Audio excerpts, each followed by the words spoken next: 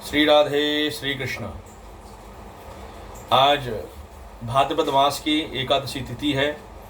भाद्रपद मास चल रहा है। इसमें भी कहा जाता है कि दान पुण्य करता है उसका बहुत कई गुना अधिक लाभ प्राप्त होता है। और प्रसाद भक्ति है। हमारा तृतीय अध्याय पूर्ण हो चुका है श्रीमद् भागवत कथा का, भागवत गीता का। हमारा चतुर्थ अध्याय आरंभ हो रहा है आज से। जैसा कि हमने संकल्प किया था कि हम श्रीमद् भागवत गीता के माध्यम से अपने आप को और अपनी बुद्धि चित्त को सदमार्ग पर और भक्ति के मार्ग पर लगाएंगे और ये भगवान से प्रार्थना करेंगे कि हमारे इस मनुष्य देह को माध्यम बनाकर मेरी आत्मा आपसे प्रवाक्षर साध में मिल सके, भवसागर से भैया नैया जो पार हो सके। ऐसा मेरा ध्यान और ऐसा मेरा मत है।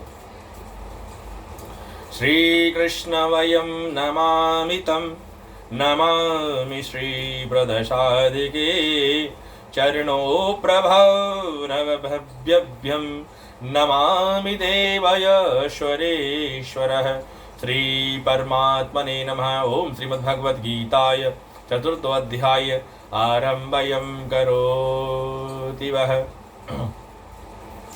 श्री भगवान अर्जुन से कहते हैं, इं विवस्ते च या योगं प्रभानक्रमावयं विप्रवश्य महामन्ये प्राणं रक्षता वर्ततितः। भगवान बोले, मैंने इस अविनाशी योग को शूर से कहा था। शूर ने अपने पुत्र वैवस्वत मनु से कहा था और मनु ने अपने पुत्र राजा इक्ष्वाकु से कहा था।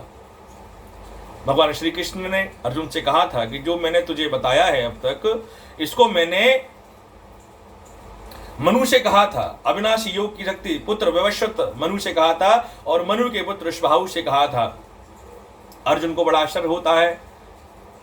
एवं परम प्रभामक्ते राजर्षयो च बिन्दुवः कालिनेह महतायं योग नष्टं परतन्त्वतः। हे परतंतु अर्जुन, इस प्रकार परंपरा से प्राप्त इस योग को राज ऋषियों ने जाना, किंतु उसके बाद यह योग बहुत काल से पृथ्वी लोक में लुप्त प्राय हो गया है।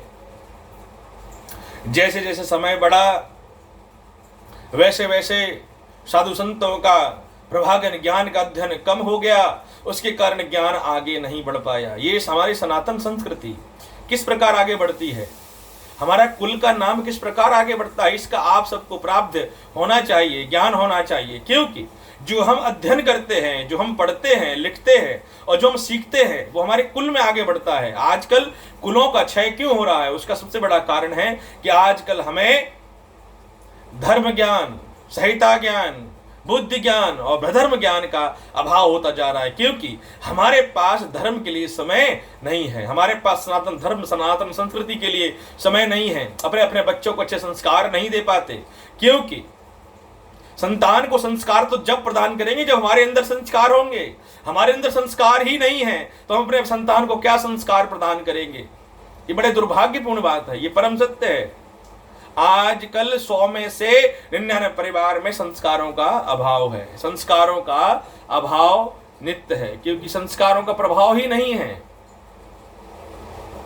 तो जब तक आपके मन में संस्कार नहीं होंगे, आज हमारे कुलों का क्षय क्यों हो रहा है, उसकी वजह यही है। आज कुल का क्षय होने का कारण सबसे बड़ा यही है कि हम धर्म ग्रंथों का अध्ययन नहीं करते, धर्म शास्त्रों का अध्ययन नहीं करते। कभी अच्छे साधु संगति में जाके नहीं बैठ सकते, कहीं जाके श्रीमद् भागवत कथा हो रही है कि चिंतन नहीं करते, कथाओं का अध्ययन नहीं करते और मैं जो बोलता हूं उसको भी नहीं सुनते। प्रसाद मुक्ति का ध्यान का क्रम कदम है। किसी के बोलने की बात मत सुनो, लेकिन धर्म का अध्ययन, ग्रंथों का अध्ययन करो। यही परम सत्य है, यही परम सत्य है।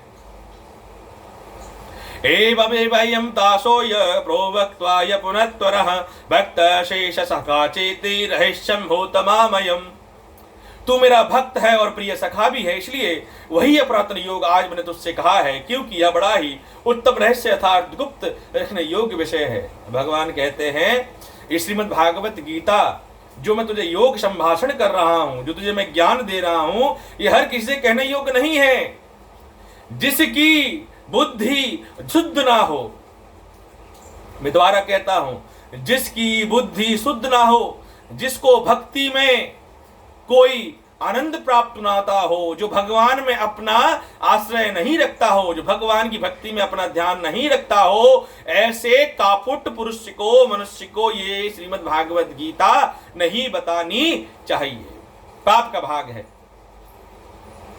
अर्जुन वाच, अर्जुन भगवान श्री कृष्ण से कहते हैं, प्रभु अपर भक्तो जन्म दत्ता परम जन्मम विशश्वतः कथाभिभ्यम त्रिधा द्विजयम तस्मामो प्रत्रभावनिति।